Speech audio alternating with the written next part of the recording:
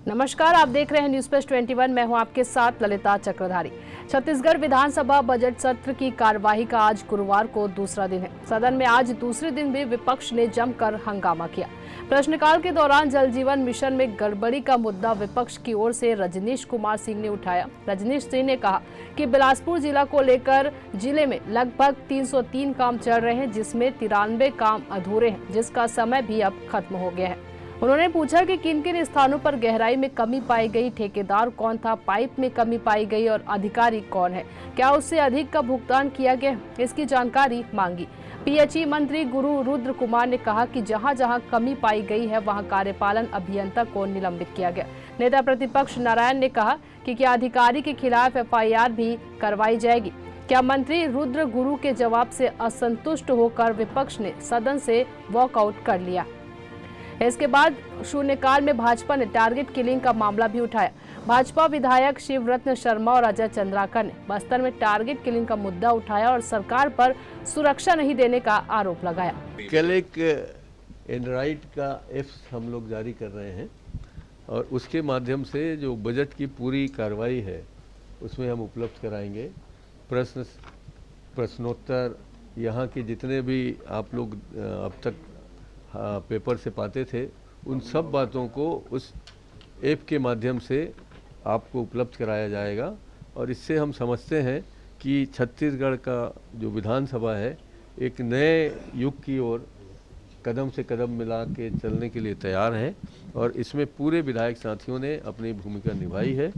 लगभग 98% विधायक गण अपनी बात, अपना प्रश्न डिजिटल माध्यम से यहाँ भेजे हैं। उनका उत्तर भी डिजिटल माध्यम से उनको मिले, एक ऐप्स के माध्यम से मिले, तो उनकी कार्य क्षमता में वृद्धि होगी, उनका समय भी बचेगा और देश में जिस ढंग से हम डिजिटल की ओर आगे बढ़ रहे हैं उस दिशा में छत्तीसगढ़ के साथ साथ छत्तीसगढ़ के विधायक और मंत्रीगण भी आगे बढ़ेंगे, ये मुझे विश्वास है। अध्यक्ष होने के नाते भी और एक जनप्रतिनिधि के नाते भी मैं कह सकता हूं कि बजट का सत्र हो, चाहे शीतकालीन सत्र हो, चाहे तीनों में से कोई भी सत्र हो, समय ज़्यादा से ज़्यादा मिले ताकि हम लोग अपने क्षेत्र की बात, अपने समस्याओं की बात और देश के विकास की बात को आम लोगों तक रख सकें,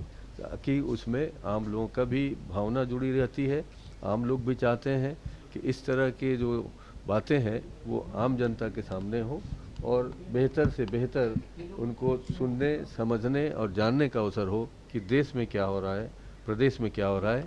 इसलिए बजट सत्र सब जगह लंबा होना चाहिए, बेहतर होना चाहिए। पर भी कई बार विपक्ष आरोप लगा देता है कि पक्षपात कर रहे हैं, तो ये किस तरह की, इसको क्या सोचते हैं इसके बारे में? इसके बारे में मैं यही कहूँगा कि हमारे सब साथी लोग जो संसदीय प्रक्रिया है, जो संसदीय ज्ञान है, उसका अध्ययन करके आए और इसमें अध्यक्ष की भूमिका एक न्यूट्रल भूमिका होती है, ना वो पक्ष का होता है उस समय, ना विपक्ष का होता है।